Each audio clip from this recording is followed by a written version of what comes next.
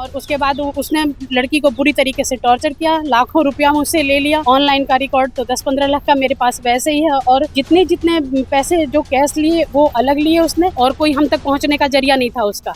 इसलिए वो सिर्फ उसने शादी का जरिया बनाया, और बना करके हम समझ नहीं पाए। तो उसके बाद मैंने थोड़ा ज़बरदस्ती कोशिश करी इन लोगों से पैसे लेने की। इन लोगों ने मेरे ऊपर व मेरे परिवार के ऊपर 376 का फर्जी मुकदमा दर्ज करा करके मुझे 45 से 47 दिन के लिए जेल भिजवाया।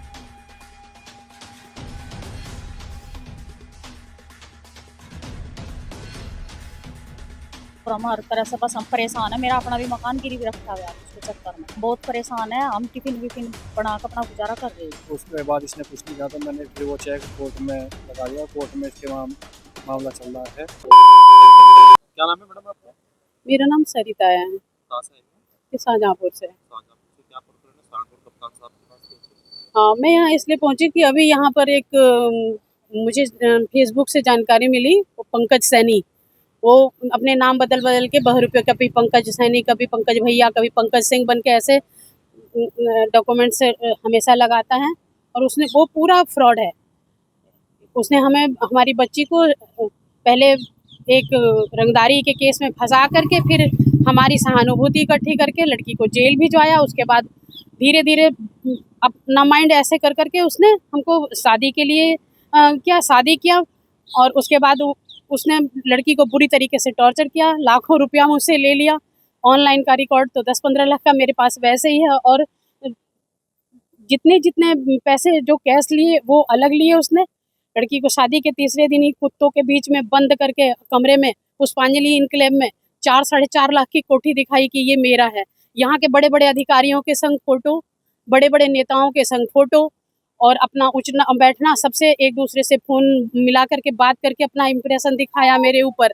जब मैंने जानने की कोशिश करी तो उसने अपना बाकायदा पासपोर्ट है मेरे पास उसका, उसने दिया कि मैं यहाँ पर सचिवालय का मैं खुद यहाँ का सदस्य हूँ। तो मैं भी झांसे में आ गई। बच्ची की शादी भी हो गई। 3 दिन बाद जब शादी होते ही उसने अपना असली रूप दिखा दिया। फिर लड़की को टॉर्चर करना शुरू।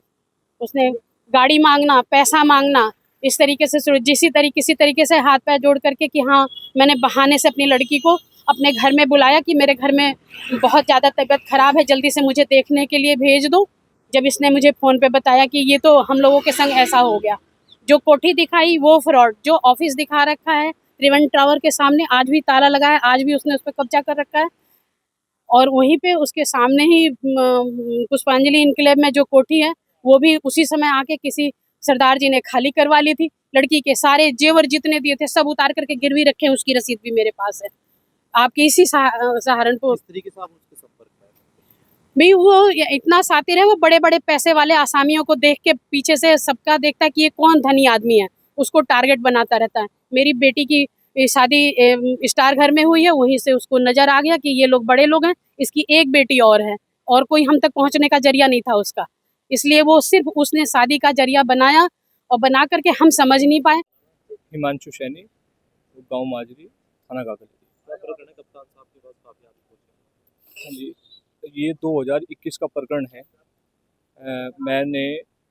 मुझे गुमराह करके पंकज निवासी छुटमलपुर, पंकज भैया निवासी छुटमलपुर, रामकिशन सैनी निवासी रसूलपुर पापड़े की, उदय प्रताप सिंह सनोप रामकिशन सैनी निवासी रसूलपुर पापड़े की, इन लोगों ने मुझे गुमराह झांसा दे करके, नौकरी का झांसा दे करके मेरे से 2021 में 5.5 लाख रुपए लिए थे।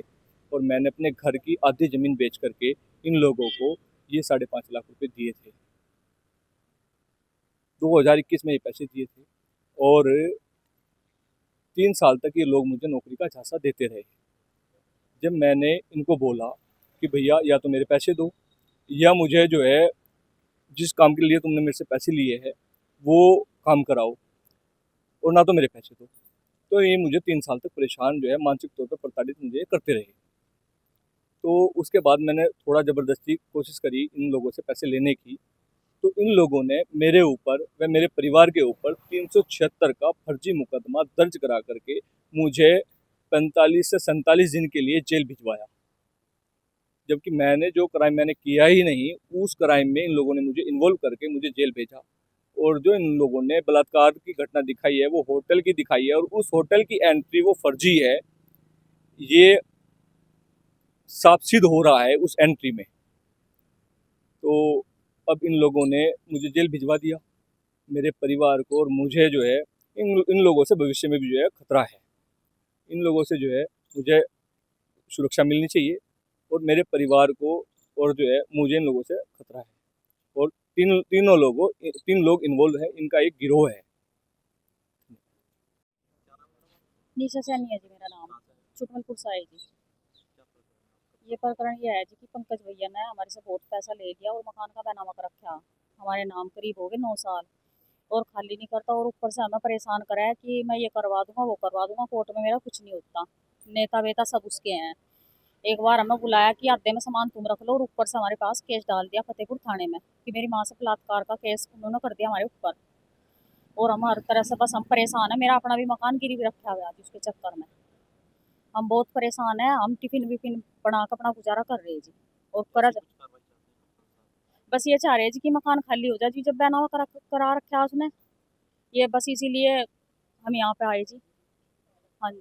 मेरा नाम नवीन काम्बोज है, ग्राम हरीपुर, थाना भेड़, जिला सावनपुर। कप्तान साहब के पास इसलिए गए थे, 2019 में मेरी पंकज से मुलाकात हुई देहरादून में।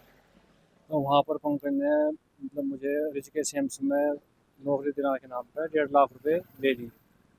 और जब मैं इसके पास मतलब पैसे मांगने गया तो इसने मुझे चेक भी दिया कि तेरे अगर नहीं काम होता तो इसके जो बदले में चेक दे रहा हूँ। अब मैं चेक, उसके बाद इसने कुछ नहीं कहा, तो मैंने फिर वो चेक कोर्ट में लगा दिया। कोर्ट में इसके मामला चल रहा है, जिसमें SHO साहब ने इसको मतलब ये कोर्ट में अब तक पेश नहीं हुआ है। तो कोर्ट ने SHO साहब को भी तलब किया है, और इसकी फाइल जो है अब तक कोर्ट की वारंट पर चल रही है जी। कप्तान साहब कह रहे हैं